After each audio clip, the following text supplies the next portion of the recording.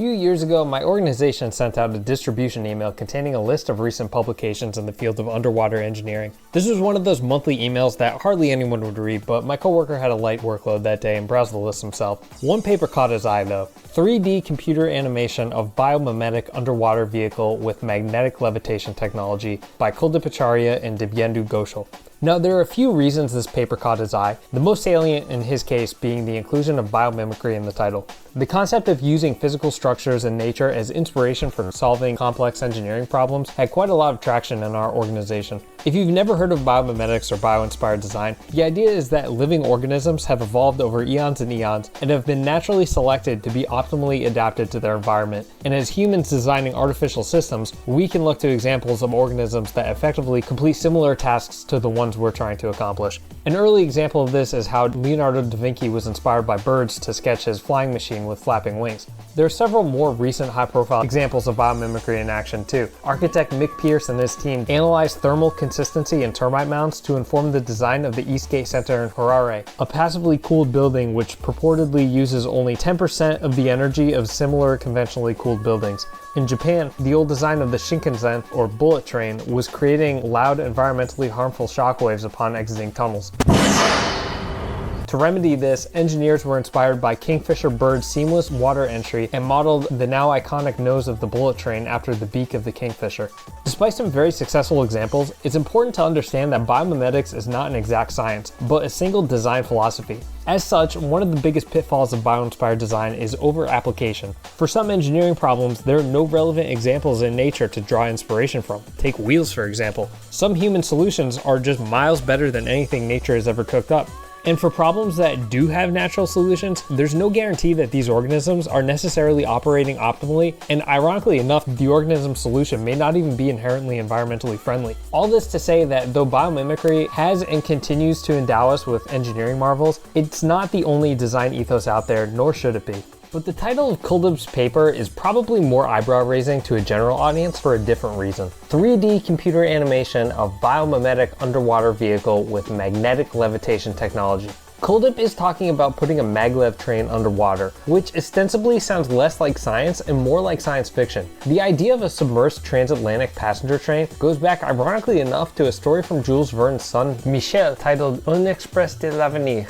But the concept of underwater maglev transport was promoted in the early 2000s by MIT professor Ernst Fraenkel and former channel engineer Frank Davidson. In their version, the buoyant tunnel would be tethered to the ocean floor and reside below the shipping channel, but not so deep as to face insurmountable challenges with pressure. They proposed that the tunnel be a vacuum tube so as to eliminate air resistance, and they speculated that such an environment could support train speeds up to 4,000 miles an hour. So this framework is clearly not without roadblocks, possibly the greatest of which is the $12 trillion price tag. But other difficulties include protecting the structure from physical damage caused by currents and debris, mitigating environmental impact on ocean life, and all the problems yet to be addressed with building a vac train even above sea, like loading station design, passenger safety and emergency evacuation protocols, vacuum maintenance, and political relations between remote destinations and among the intermediate regions housing the track.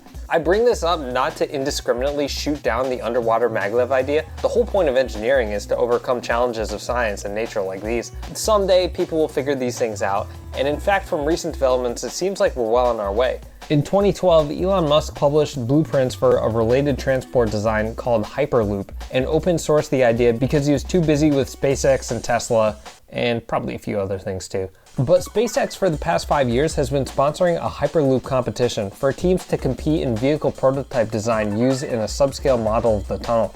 Richard Branson-backed venture Virgin Hyperloop successfully conducted a full-scale test using their XP1 prototype in 2017 and have reached preliminary agreements with several countries. On October 9th of 2020, Branson and West Virginia Governor Jim Justice announced a partnership to bring the Virgin Hyperloop Certification Center to Tucker County. So bringing this all back to Kuldip's paper, if we're going to be talking about a revolutionary idea like underwater maglev transport in a realistic way, even if only by displaying 3D computer animations of a prototype design, there should be some acknowledgement of the monumental engineering challenges that need to be overcome. But as we'll see, this is exactly the opposite of what happens in the paper. Personally, anytime I read an academic paper for the first time, I often feel as though I'm gauging my trust in the authors. Some dense papers can take weeks to fully comprehend, so before diving into anything too deeply, it's important to have a cursory evaluation of whether the contained results are going to be relevant to your interests or whether the results are ill-conceived or even totally bogus, which unfortunately does happen quite a bit. Said a little more bluntly, basically you need a bullshit detector. So when I started reading Kuldip's paper, what set off my detector right away was that his theoretical underwater maglev train would be modeled after the body of a fish. Now, using fish morphology to inspire underwater vehicle design is nothing new, and in fact there is currently a blooming field of soft robotics to design these kinds of artificial fish. But typically the interest is in creating mobile vehicles that are robust to various sudden changes in direction. So I don't see much overlap between the biomimetic fish design with a situation where your vehicle will be traveling along a fixed straight path at speeds orders of magnitude faster than even the fastest fish in the sea. Furthermore, though it's unclear from the paper, I think he implies that the tunnel containing the maglev train will be evacuated of water, so modeling a vehicle moving through air after a fish feels like a textbook case of over-reliance on biomimetics. At this point, before making it through the abstract, I'd already written off the validity of the paper, but I was nonetheless incredibly intrigued by the direction this paper was headed in, so I continued reading, and I was not disappointed. Kuldip's paper begins with a short introduction, followed by a review of maglev technology citing the Japanese bullet train. Section 3 comprises the main body of the paper and begins with a brief explanation for the logic behind the bio-inspired fish design, but the rest of the section is a paragraph by paragraph explanation of 10 figures of the design that he made using the 3D modeling software Autodesk Maya.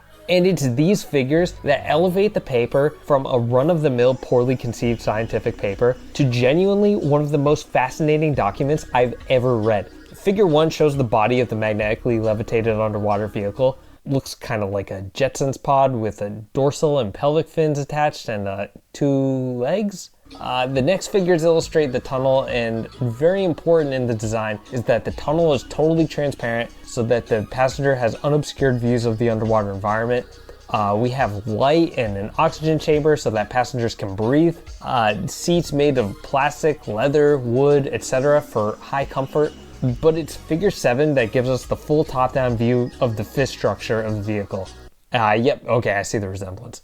And the paper concludes with a few tables of guesstimate data on vehicle specifications.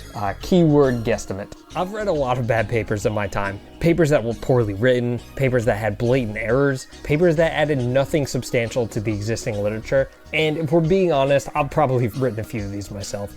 But Kuldip's paper I would not relegate to this category. His paper was not bad science. It was emphatically not science, and knowing what I know now about him, this paper was really an art project presented in an academic context. His aggressive rejection of realism in concert with the figures made the paper feel like it belonged to an obscure academic journal in the Second Life universe. And just so we're clear, I loved it, inspired by it even. I had to read more. So I found his Google Scholar page and downloaded his other papers from 2016 to 2018. Most also authored with Dibiendu, who I presume was his PhD advisor. These papers all follow the same general flow of his underwater maglev paper. Kuldip proposes a physically infeasible design and narrates his 3D illustration of the concept. Several of these papers center around magnetic levitation, like his maglev baggage system for airport terminals, maglev ramp escalator, and maglev shoes. 2 of his papers continued the biomimetic research. The first outlines a flower-inspired umbrella to protect the user from thunder by way of a spiral cord connected to the shoes. Figure 8, we see the user completely protected from the detrimental effects of lightning and clearly not in any sort of discomfort. And one of my favorite papers details a collision avoidance aircraft system, adapting Da Vinci's flying machine to the modern era by attaching flapping wings to a Boeing-like jet. If I'm reading this correctly, I think the idea is to emulate a hummingbird which beats its wings 200 times per second and can change direction rapidly. So if your plane is about to collide with another plane or object, you can utilize the flapping wings to quickly change course and avoid an accident. Oh shit! This is some fucking National Geographic shit! But one paper stands out among Kuldip's output as being even more unique than the rest. An efficient three-dimensional animation film on the autobiographies of differently abled persons. The first time I read this, I thought Kuldip was discussing animated pedagogic strategies for mentally and physically disabled teachers and students, but no. Though some of the messaging is lost in translation, this paper is about all the tools and procedures he used to make his own economical feature-length 3D animated film. He talks about adjusting lighting, shows an animated character giving birth to a special child, uses a weirdly prescient figure about changing the gender of a face in Poser Face Room, how he used his own face to inform the appearance of the protagonist, recording his own score with Sibelius and Cool Record Edit Pro, and concludes with some scenes from the film. Again, because this paper is presented in an academic context, the reading experience is flat out bewildering. But as an artistic endeavor, reading this paper is like venturing into the Indian version of Far Side Virtual. I needed to find this film. Fortunately, I didn't have to search hard before I found Kuldip's YouTube channel, and I warn you, this is a goldmine. Kuldip's YouTube channel debuted with a 50-minute film called World War III and the Love, uploaded in 2011. I watched this whole thing and I'm still pretty confused, but from what I gather, I think his surrogate character uses music and maybe telepathy to replant the tree of life and save the world from terrorism. At this stage, Kuldip's craft was rudimentary. He uses stock images and still Photoshop for visuals and narrates the action with on-screen text. But what this project lacks in technical prowess, it more than makes up for in sincerity and unintentional humor.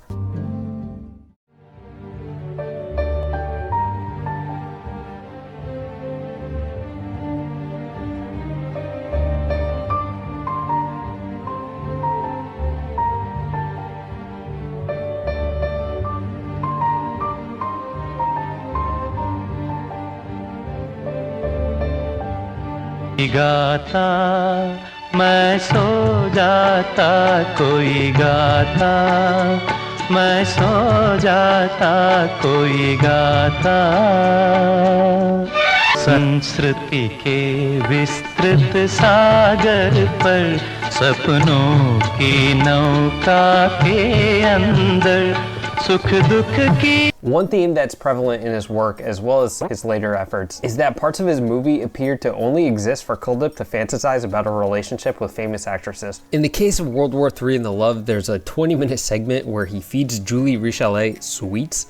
And yeah, I should also mention that his two love interests are depicted by Julie and Deborah Francois, who both played the same character in the 2006 French psychological thriller La Tourneuse de Page. But the tropes in this picture, like prosthetic limbs, music lessons, and teacher-student romance, would continue throughout his later writings and films. The next few videos on his channel were short experiments with overlays and live visual effects. These abstract pieces give off major esoteric Aleister Crowley, Marshall Applewhite, Asia kind of vibes.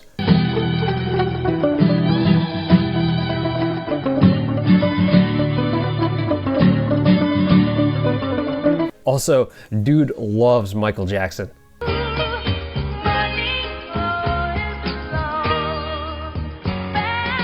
But aside from a few random slideshows, the rest of Kuldip's channel is dedicated to promoting his feature-length film, The Soul of Love. In 2016, Kuldip released an hour-long cut of the movie, and if you haven't figured it out by now, I'm making this video as an advertisement for the film because holy shit.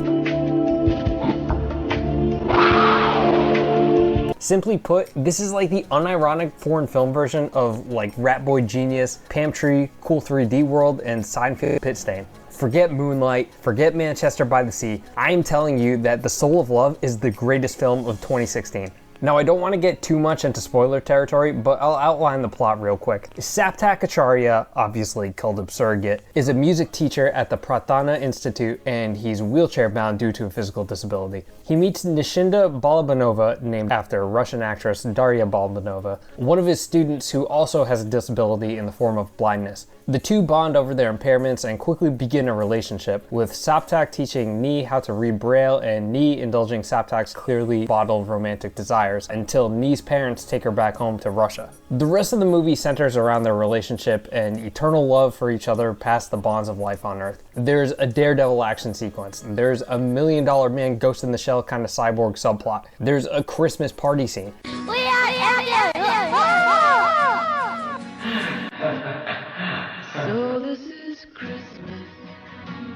This movie has it all. But at its core, it's an authentic testimony to Kuldip's unyielding passion. I've never seen a movie where the creator bears their emotions in such a tangible and way, and to me at least, that's worth recognizing.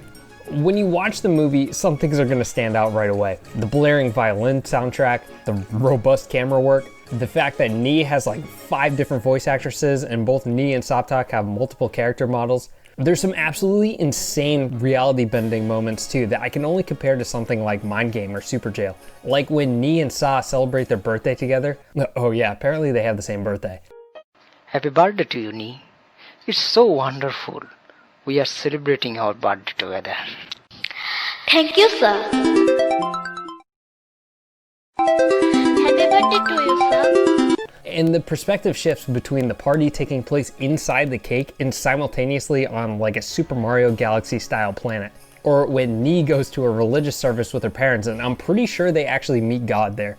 But what stands out the most to me are the many monologues that Soptak gives about his unrelenting love. Whether it's a result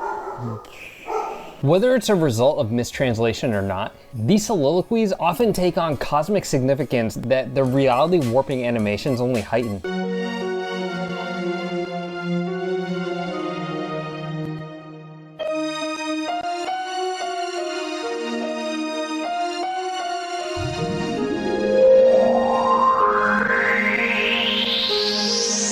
This movie is peak surrealism, and based on his previous creative and academic endeavors, I have to think that the dreamlike atmosphere of The Soul of Love is at least partially by design.